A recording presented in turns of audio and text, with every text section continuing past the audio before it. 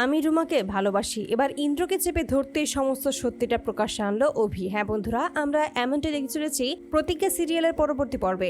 অভির বাবা যখনই চলে আসে ওই রুমা কাঞ্জিলাল ও তার ভাই রুদ্রপ্রসাদ কাঞ্জিলালের কাছে, ঠিক সেই মুহূর্তে তাদের কাছ থেকে টাকা নিয়ে বাড়ি ফিরে আসে। আর ঠিক তখনই সবাইকে বলে যে কালকে আমার কিছু গেস্ট আসবে, আর এই পুজোর আয়োজনটাই আমি চাইছি ছুটি রান্না করুক, আর এতে করে সকলেই খুশি হয়ে যায়। ঠিক তখনই ছুটি বলে যে আপনি চিন্তা করবেন না বাবা, আমি সমস্তটা দেখে নেব।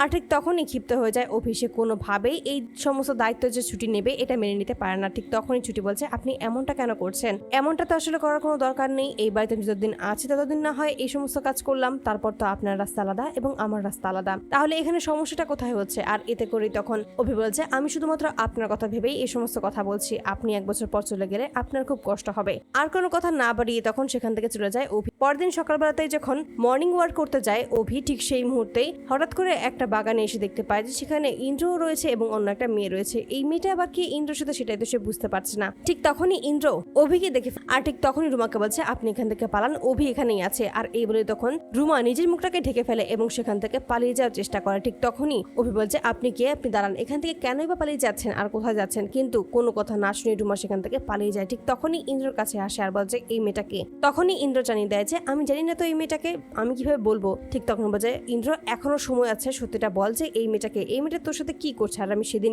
শিওর ছিলাম যে ওটা তুই ছিলি, সেদিনও তোর সাথে একটা মেয়ে ছিল, তুই কি আমাদেরকে না জানিয়ে রিলেশন করছিস? ঠিক তখন বলছে না না অভি, তুই আমাকে ভুল ভাবছিস, আসলে তেমন কোনো ব্যাপার নয়। ঠিক তখন বলছে ঠিক আছে তাহলে বল তুই কেমন ব্যাপার।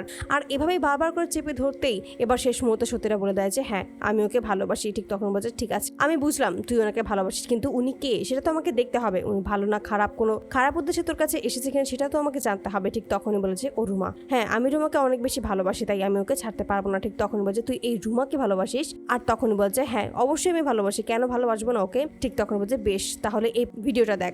আর এই বলে একটা ভিডিও দেখিয়ে দেয়। আর ঠিক সেই মুহূর্তে দেখা যায় যে ওই ভিডিওতে স্পষ্ট দেখা যাচ্ছে ওই আশ্রয় বাড়ি কেড়ে নেওয়ার জন্যই রুমা আসলে ওই আশ্রয় বাড়ির লোকজনদের সাথে কি ব্যবহার করেছিল এবং ওদেরকে মেরে ফেলার হুমকি দেওয়া হয়েছিল। এই সমস্ত দেখে একটু অবাক হয়ে যায় ইন্দ্র। ঠিক তখনই মনে মনে বলছে তার মানে কি আমার সন্দেহটাই ঠিক ছিল, সত্যিই কি রুমা কাছে এসেছিল শুধুমাত্র ইনফরমেশন কালেক্ট করার জন্য? সেই সমস্ত সত্যি এবার আমাকে জানতেই হবে। ঠিক তখনই অভি বলে যে এই মেয়েটা তোর জন্য একদম ঠিক নয়, আমি সমস্ত সত্যিটা তোর সামনে দিয়েছি, এখন সমস্ত সিদ্ধান্ত তোর। তো বন্ধুরা তোমরা কি চাও যেন এবার এভাবেই ইন্দ্রকে চেপে ধরতে সমস্ত সত্যি যেন জানতে পারে অভি, এবং ওই রুমা যে আসল কালপ্রিট সেটার জন্য এবার প্রমাণ করতে পারে ইন্দ্রর কাছে? অবশ্যই তোমরা তোমাদের মতামত কমেন্ট বক্সে জানতে ভুলো না। ধন্যবাদ।